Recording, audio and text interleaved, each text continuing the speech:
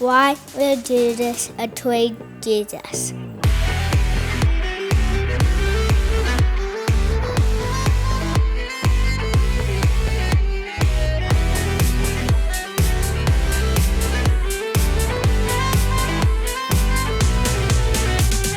Why would Judas betray Jesus? That is a really interesting question. And I'm going to be honest with you and say, we don't exactly know.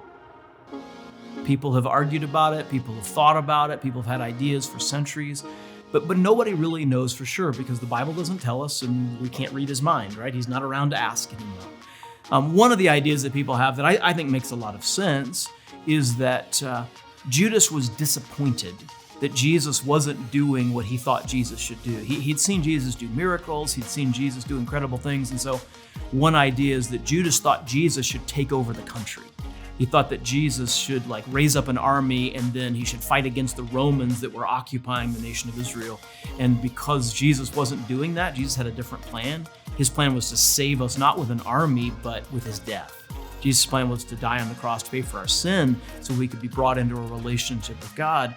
And when Judas realized that Jesus wasn't going to be a military ruler, he was just so disappointed that he ended up turning Jesus over to his enemies because of that disappointment. That's one idea, and I think there's some good reason to think that might be true, but we just don't know for sure.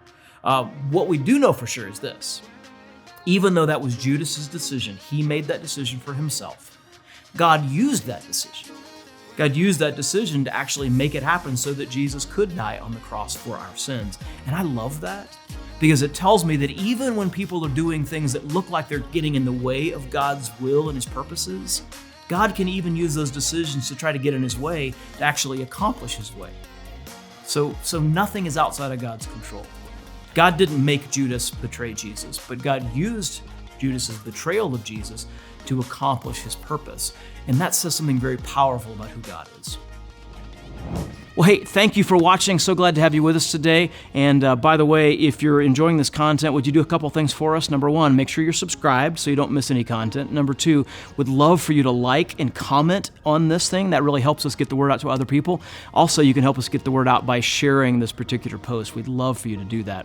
And we'd love to hear from you about questions you have. There's a link in the comment section to help you tell us your difficult question, and maybe we can address that in an upcoming episode.